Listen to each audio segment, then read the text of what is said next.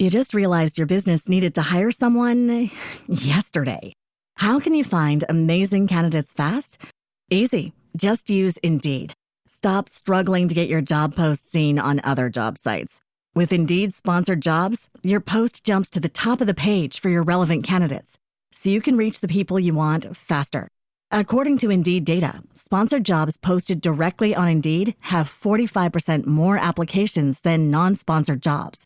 Don't wait any longer. Speed up your hiring right now with Indeed. And listeners of this show will get a $75 sponsored job credit to get your jobs more visibility at Indeed.com/kidsandfamily. Just go to Indeed.com/kidsandfamily right now and support our show by saying you heard about Indeed on this podcast. Terms and conditions apply. Hiring? Indeed is all you need. Are you ready to learn the 3 secrets to launching a successful podcast? Hi, I'm Bill, a recent client of the Podcast Mogul. If you've been thinking about starting a podcast but aren't sure where to begin, he's got you covered. He is hosting a free webinar where he will share the 3 secrets that can help you launch, grow, and monetize your podcast without any fancy equipment or technical headaches. Click the link in the show notes to save your spot now and let him help get your podcast off the ground.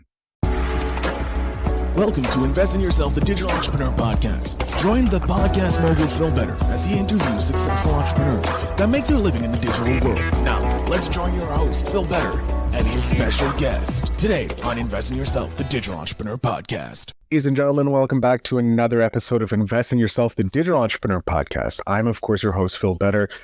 I am so happy to introduce our guest today. I had a great time chatting with them just before we jumped on here, but they are a #1 best-selling author, keynote speaker, consultant, and visionary business leader.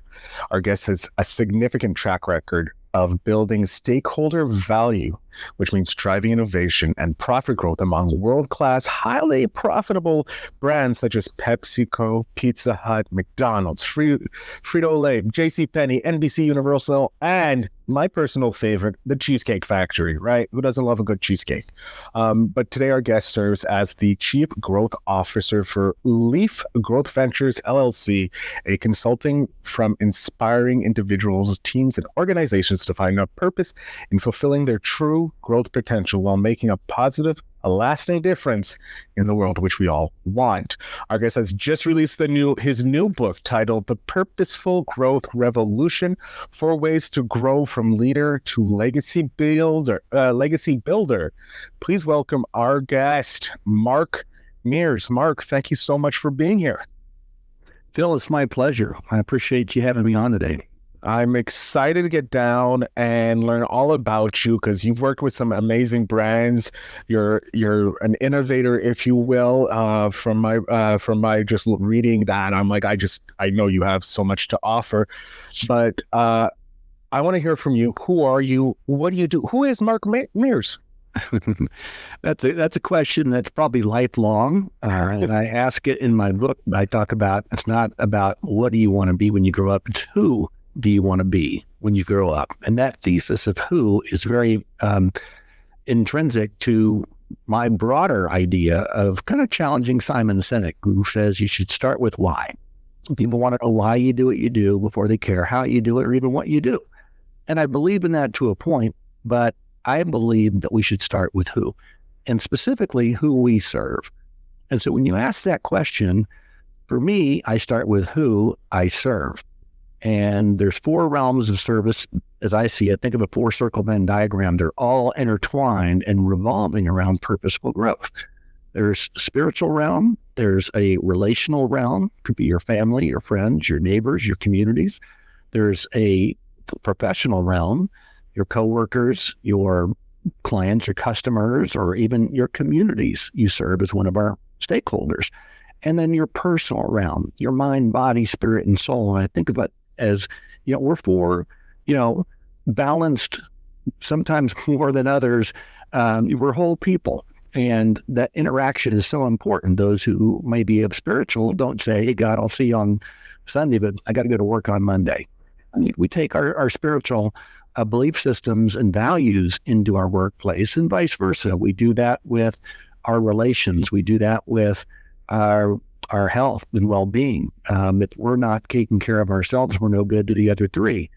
So I'm just a kid from the west side of Wichita, Kansas, where I grew up. I'm very proud to be a Kansan because I love the state motto, ad astra per aspera, and that means through the stars, through difficulty.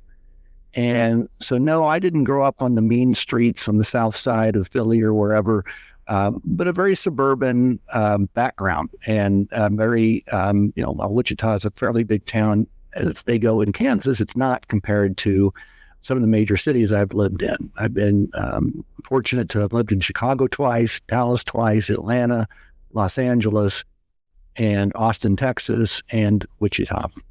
So my kind of Midwestern upbringing and value system is kind of the rock that I've built a foundation on as I've kind of gone through schooling and career and life, which has kind of gotten me to where we are today.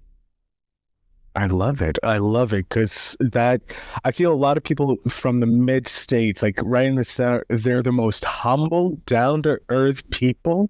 They're like the rock solid of the earth people. They're down to earth. They don't have the big ideas of people on the coast, because people living on the coast can see out into the abyss, right? That's what I think it is, because they can see out the horizon, whereas people in the Midwest, they have to stay grounded because they got just ground around them. So yeah. I love how you took in that approach in business too. Well, I'll challenge that a little bit, because I believe I am a visionary, and I've been able to see around corners throughout my career and innovate, as you mentioned earlier. But it was all of my experiences that shaped that. Okay, so where I'll agree with you is I do believe kind of the Midwestern part, the heartland of America. You learn a work ethic, you learn a value system, you learn to make, commitments and keep commitments. Your word is your bond. And then you also have this idea of wanting more and better than maybe your parents had it. Mm-hmm. And now as a parent, I've always wanted more and better for my kids. And I think, well, that may be universal. I think it's really more so in the Midwest, because it's a very agrarian society years ago. It was hard living. And you had to be rough and tumble, and you had to be resilient. And the weather isn't exactly always pleasant. It surprises us every day. And so when you have a lot of those just major life challenges, I think it also helps you when you now embark upon a career and understand that there's going to be times you're going to get knocked down. You need to be resilient. You need to make and keep commitments. You need to be true to your word, and your values need to be rock solid. So it's a great place to have grown up. And now I'm living in Kansas City. So I'm not that far from where I literally grew up, but I went to the University of Kansas undergrad, and then Northwestern in Chicago for grad school. And, kind of years after traveling the world and living in different places, I've learned a couple of things. One, people are people wherever you go. In Atlanta, they may talk a little differently. In LA, they may dress a little differently. In Chicago, they for sure do in the winter. And I can attest to that. Yeah, you're living in Montreal, but Chicagoans are about as proud of their city and their heritage of anywhere I've lived in the country, other than when I've lived in Texas a couple of times. They're pretty proud of themselves too. But the point is, we're all people, and we're all trying to figure things out. And so I really appreciate you bringing me on today, because I want to learn from you just as much as you want to learn from me. Oh, I love this is the conversations I love, when we get to go back and forth. Good. Learn from each other.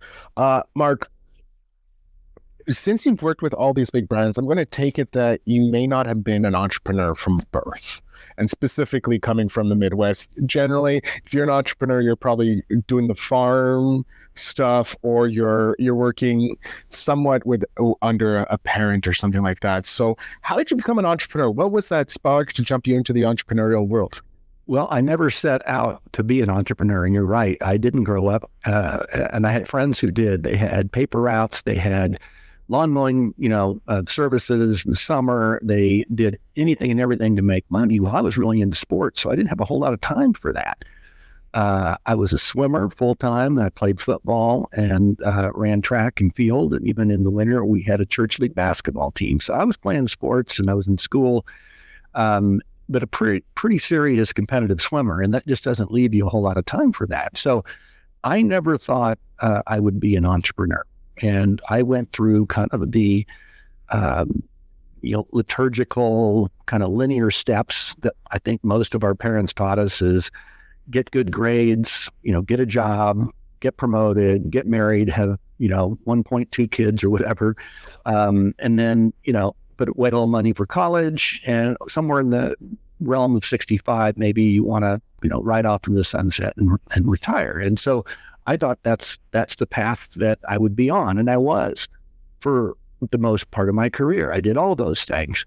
And it wasn't until I got this epiphany, now about 10 years ago, that came after a pretty hard lesson in corporate American business. I was the president of a $500 million casual restaurant chain based in Southern California. And we had a parent company that owned us in Ohio. And they recruited me for my position as chief marketing officer for the Cheesecake Factory. And you're right, who doesn't like a good, indeed great piece of cheesecake? But if you were hired for marketing, you did a great job at that company, sir. Easiest job I ever had. They sold itself, I'm telling you. And probably one of the best cultures I've ever been a part of. And I learned so much from David Overton, the founder and owner, and things that I put in my book, which you can read about. But this particular company, I was recruited to take on the role of president and turn it around. It was down double-digit negative in sales.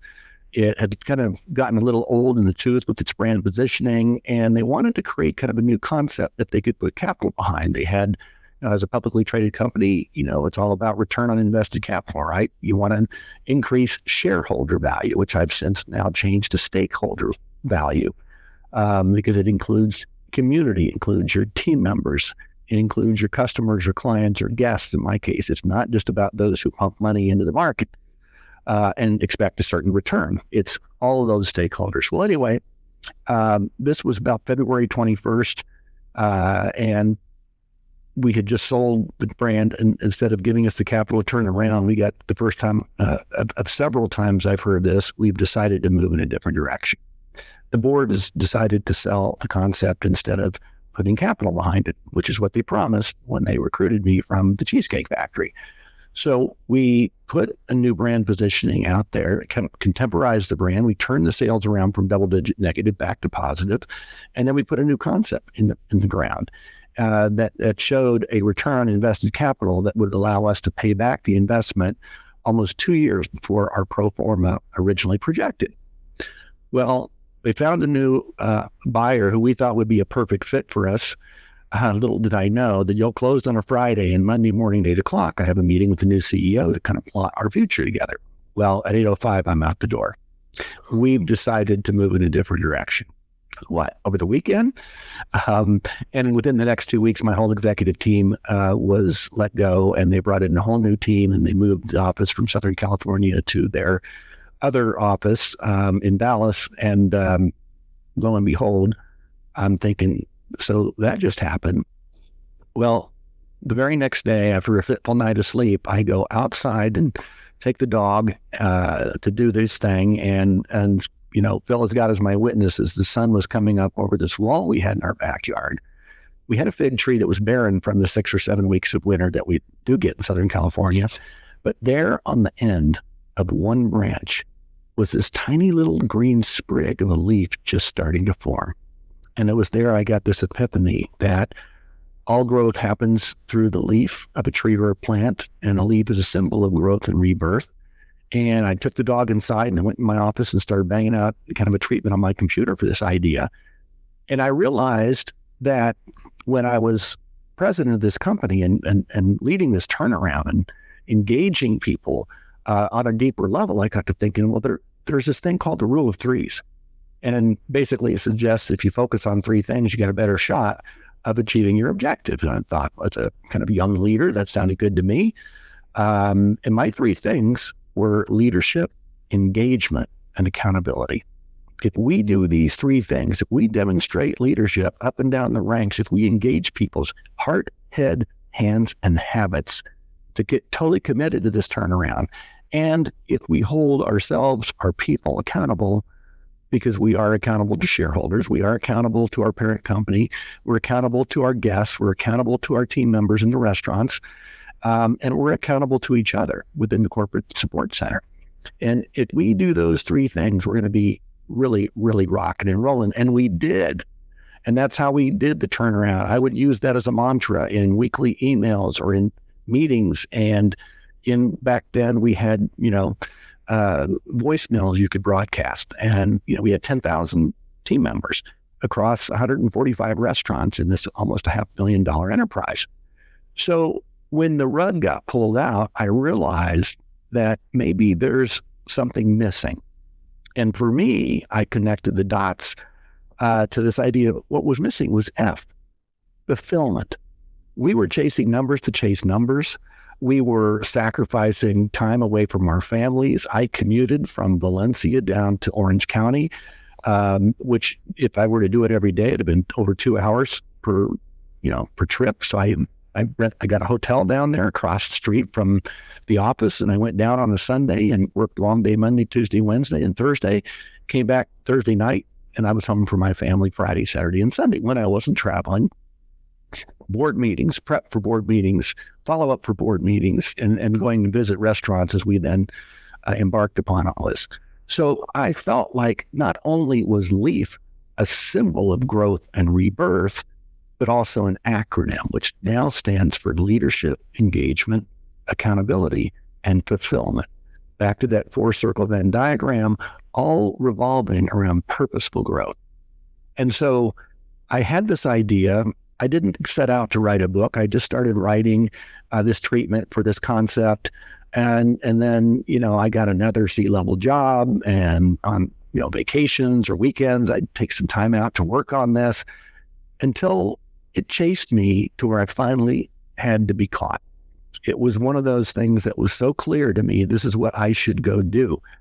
And with no entrepreneurial spirit, I finished the book by working with a wonderful author group called Unleash Your Rising. I recommend it to anyone who's thinking about writing a book.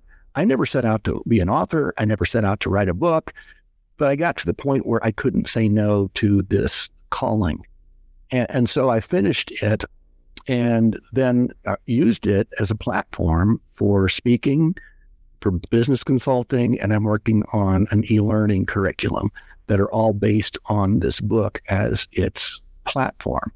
So while never setting out for it, I'm here, I'm committed, and I'm learning every day on what does it mean to go from corporate America team guy to solopreneur with only 3 employees.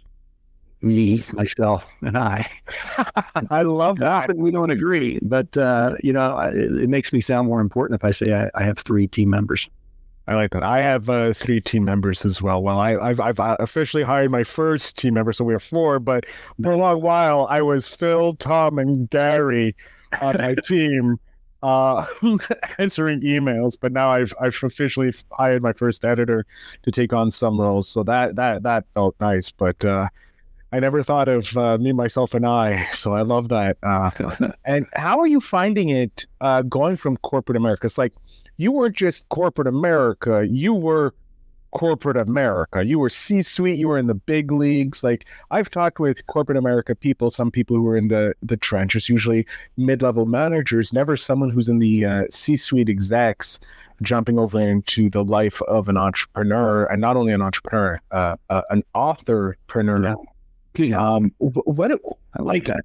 How was that, like that shift? Like, was it a hard? Because you have to make your days, like you're used to doing the 9 to 5s or the travel, and now you don't have that, or the 7 to 8s or 9s and travel and all that. Absolutely. And it was incredibly hard. And I thought finishing the book was hard, and it was. But I will tell you, there is no greater satisfaction other than getting married and having kids and watching them be born than having that book arrive in an Amazon box at your front door for you to approve it and them to go to press. And and then hitting bestseller status, I literally jumped for joy because every entrepreneur and every person, if they're being honest, including myself, needs to get the FUD out. And FUD is an acronym which stands for fear, uncertainty, doubt, and delay. And the fear of failure, no one knows me, and what if this doesn't go over very well? The uncertainty of giving up a fairly comfortable status quo to do something I feel called to do. And there's a risk reward factor there. And then this idea of doubt, those background voices, like wet cement that start to harden, you allow them to. Nobody knows you, leads to, imposter syndrome, and then maybe self-sabotage. And then all that leads to delay, because after those three things, who wants to move forward? But I've also, in that process, found the antidote to FUD. And it starts that faith overcomes fear. It could be faith in a spiritual, religious being. It could be faith in yourself and your abilities that are God-given. It could be faith in the mission that you're on to do what you're going to do. And I'll explain where this comes from in a minute. And that uncertainty, I believe that hope can overcome uncertainty. If you don't have hope, well, then you kind of become hopeless. And if you let that harden, it becomes hopelessness. And without hope, and they say, well, hope's not a strategy. Well, it sure as heck is. Because if you don't have that in your toolbox, then that uncertainty is going to lead to safety. And I love this quote from a gal named Gloria Milichik, which says, a comfort zone is a beautiful place, but nothing ever grows there. So when you talk about this idea of being uncomfortable, we'll get there in a minute.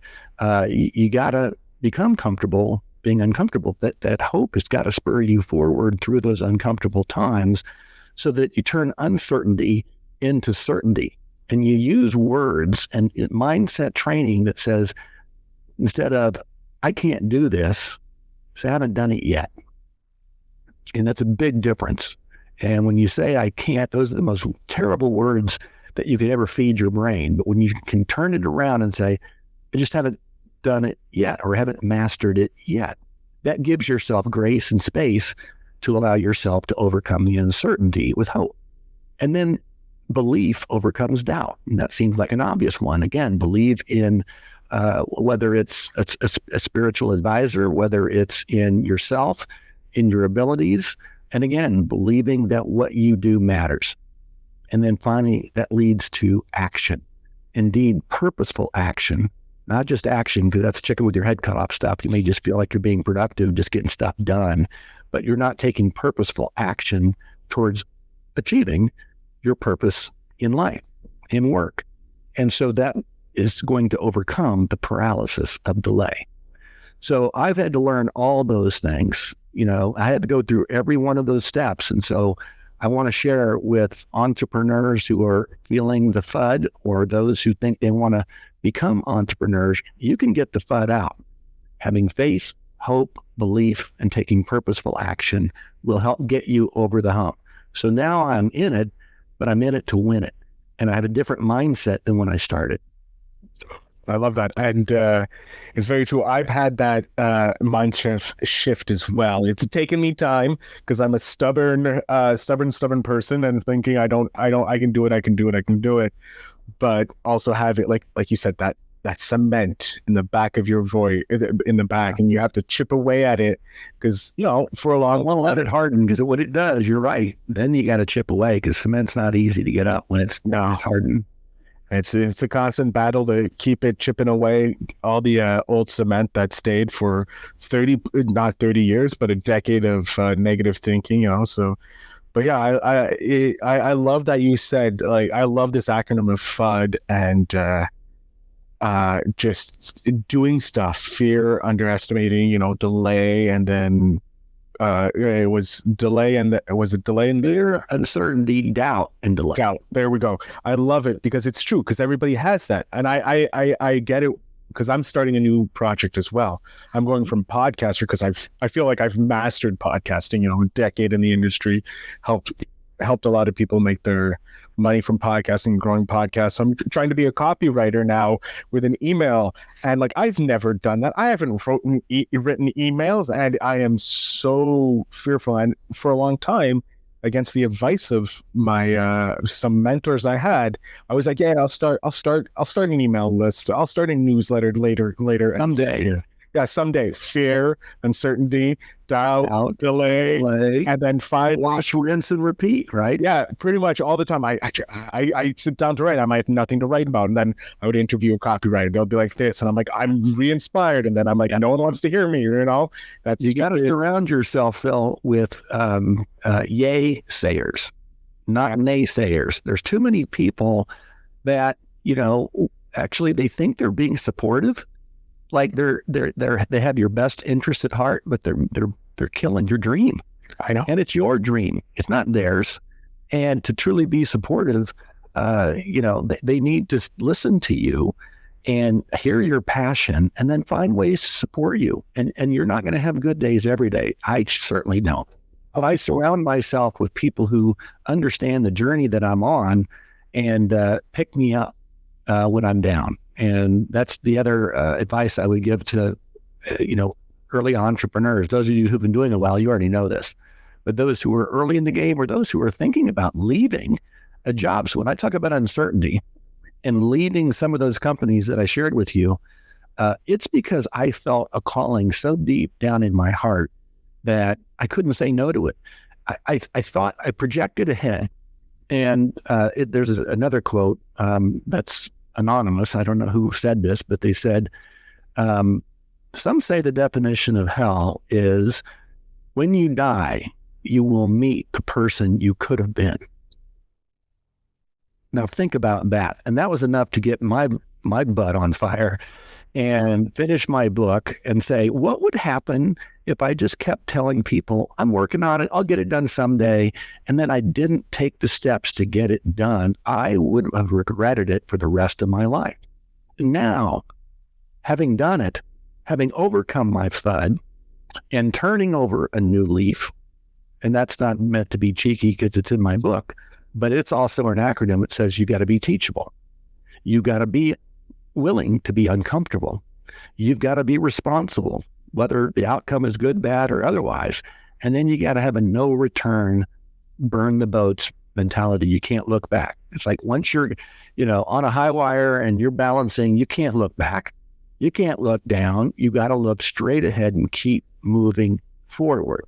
And then again, when that book arrived, and I then went through the whole, bestseller euphoria, it's like the Sally Fields quote at the Oscars years ago. You like me. You really like me.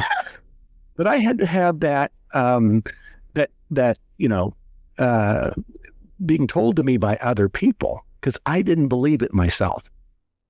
And even though I had a bunch of yay sayers around me, it was tough getting people to read my book draft or manuscript and critique it and give me feedback. They were all, oh yeah, I'll do it. And then life got in the way. And so I kind of felt like I was flying blind, like I didn't know what I had. But God put some people in my path that gave me the strength to move forward, that gave me the honest critique I needed. And I worked with a professional editing team that did a wonderful job of telling me, what I needed to hear. And so I would make the changes instead of just, clinging to, my own vision of what things should be, to say, I got to listen to people who are going to be people that read it and make sure I'm communicating and connecting with them on their terms, not mine. I already know what I'm writing. It's got to be received by the reader and then acted upon, or otherwise it's nothing but a vanity project. And that is what I'm here to do. And I'm here not to just make quick bucks. I'm here to fulfill a purpose statement that I wrote. As physician, heal thyself. I have to drink my own Kool-Aid, right?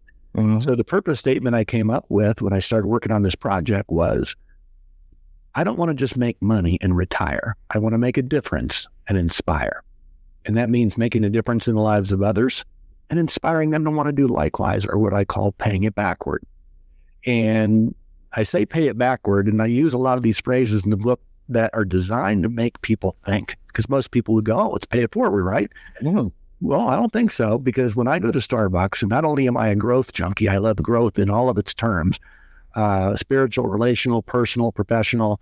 I can't get enough of it, but I also love coffee, and I love Starbucks coffee. So when I go through the drive-through, I will invariably pay for the car behind me and say a silent prayer as I'm driving away, and let them know that in that moment, someone who doesn't know them and they don't know me thought enough to provide them with, whether it's a cup of coffee or sometimes it's actually been fairly expensive, but I'm committed to it because it's not a random act of kindness. It's an intentional act of kindness. And I think of it as paying it backward, because I can't physically pay for the car in front of me. They've already gone.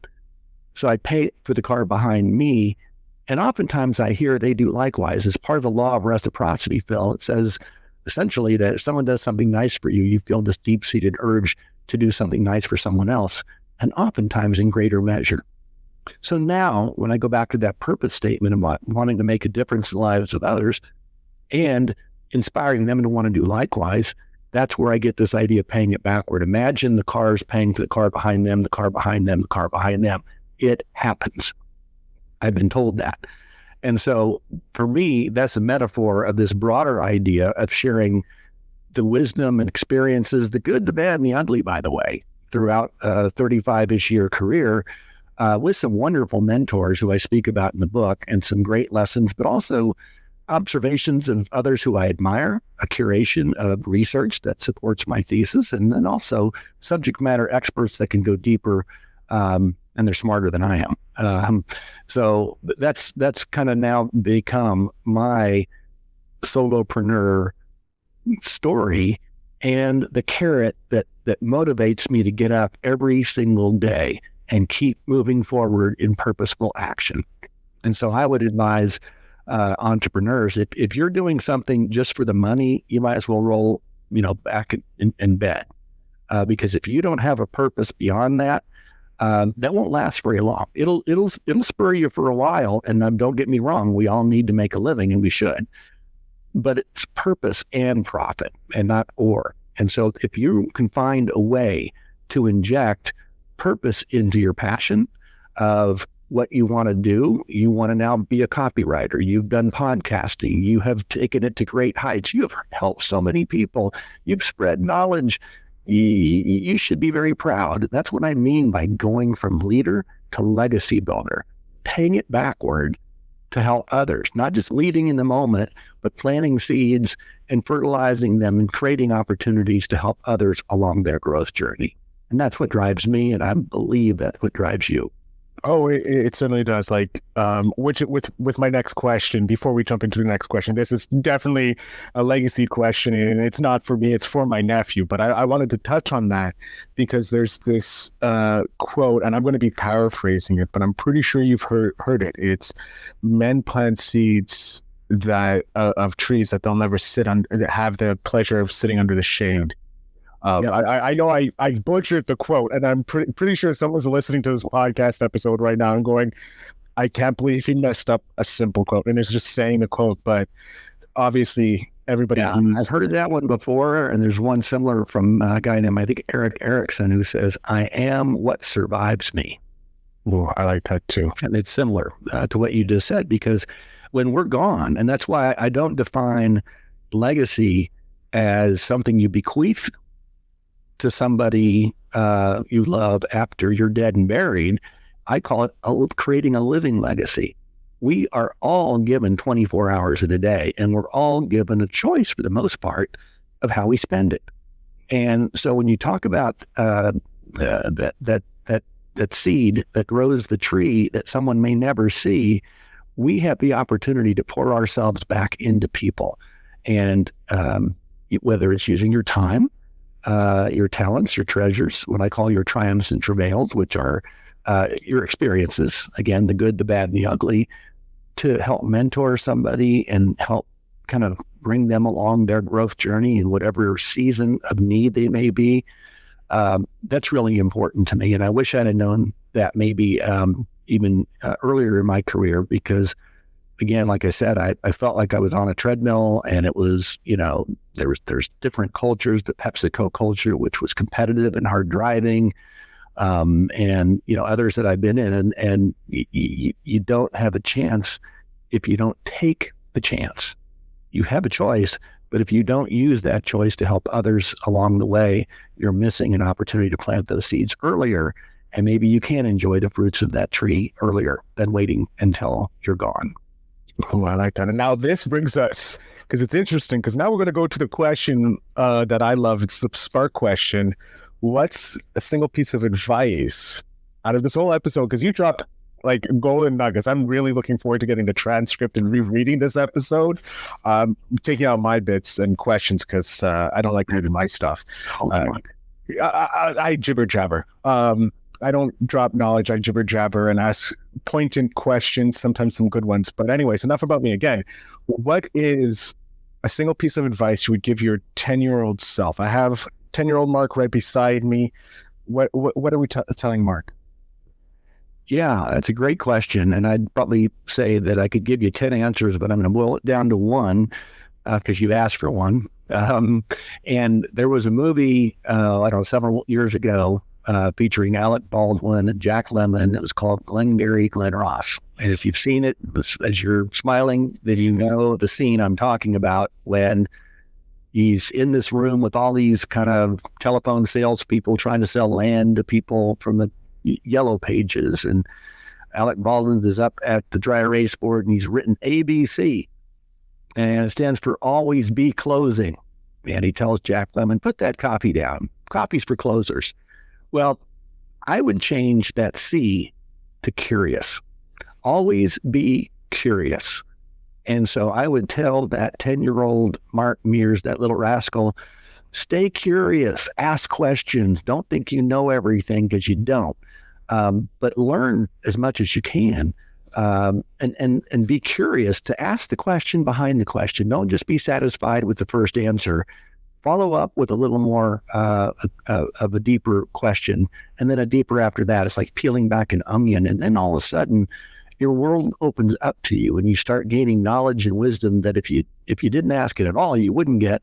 If you only ask the one question, you get some of. But stay curious. And, we learn it at a young age. Remember, if you have young kids like I did, I think you do. But why? Well, because, but why? And then we lose that because we're tamped down by our parents to stop asking questions, because then it becomes because I said so, right? And you need to foster that in your kids. Always be curious. Always ask the next question and the next question. Keep asking why. Keep asking why. Because at some point, you may get the answer as, well, I don't know. We've always done it that way, or we've always thought that way. And that's where innovation comes from. I love it. It's a great piece of advice. I love it. And I love the Glengarry Glen Ross, a great movie from the 90s.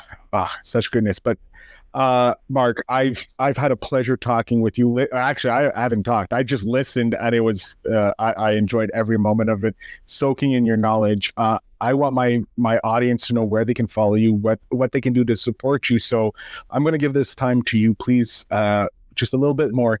Tell my audience where they can follow you to support you. Yeah, thank you so much, Phil. It's been a joy to be on your show and give me the platform to give back, because that's what you're allowing me to do, is fulfill my purpose statement. And I would love to connect with your viewers and listeners and learn from them. And so I invite you to hit me up on LinkedIn. You can follow me, you can subscribe to my monthly newsletter, but I'd like to connect with you, and maybe we can set up some time to get to know one another. And if there's ways I can help you, I want to do that. If there's ways you can help me, I'd love to be able to call on you. So hit me up on LinkedIn, but in the immediate, maybe as soon as you can, go to my website, which is markamears.com. You got to put the A, because it's for Alan, it's not for another A. I couldn't get markmears.com, and so I had to put my middle initial there. So make sure you put in markamears.com. I'm not trying to be pretentious. And you'll find 4 ways to grow with me. There's the book, and then there's keynote speaking, there's consulting, and then there's this e-learning program that you can get on a waiting list. And when I get that finished, you'll have a chance to sign up to take a course that's all about finding and creating your purposeful growth plan, how you can meld your purpose in life with your purpose in work.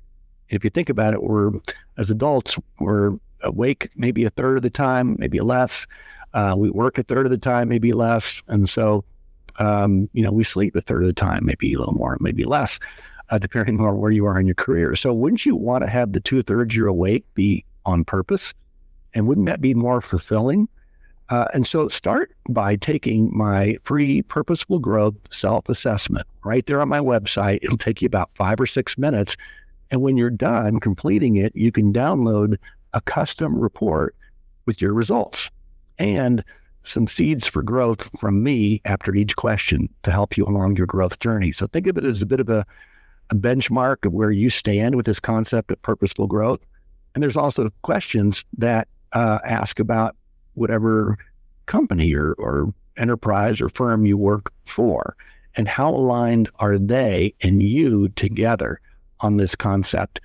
And so that's the first place I'd go if you're curious about finding your purpose and being more purposeful, and interacting with me and seeing what I'm all about. And maybe you work for a company that's looking for a keynote speaker. We can talk. Maybe you're looking for a company or for a firm like mine that can help your company find purpose and integrate it up, down, and sideways throughout your organization. So not only do I have a personal or purposeful growth self-assessment, but I have a purposeful growth brand assessment that asks the similar questions, but gives your brand a chance to answer. So I can determine as a consultant where you may be aligned and where you may be misaligned, and maybe how I can help. So thanks, Phil, for those opportunities to let people know how they can connect with me and how they can work with me if they are so inclined. Oh, it was my pleasure. It's the least I can do for thanking you for coming on and sharing all the wisdom that you have over your years of your career, plus your beginning of your next chapter in your life. And I'm excited to have you come back on and in like a year or even more, even sooner, with the great stories of success that you've been able to achieve. Well, from your lips to God's ears, and I hope that's the case. I'm not use the word hope as a strategy, other than say, if you don't have hope, you become hopeless, and then hopelessness is not a good place to be. So I'm full of hope, and I really appreciate the opportunity to get to know you better. And I love the name Phil Better. Sounds like feel better, which I'm sure you've heard about 80,000 times throughout your life. I think it's great, not a bad thing. And so I appreciate, again, the audience that you put me in front of, and I hope I haven't let you down. You have definitely been further above the expectations I had for this interview. So, Mark, thank you again for being here. To my audience, make sure you check out the show notes down below to connect with Mark. Check out his free quiz that he has for you guys for both your personal and your business. And again, remember to always invest in yourself.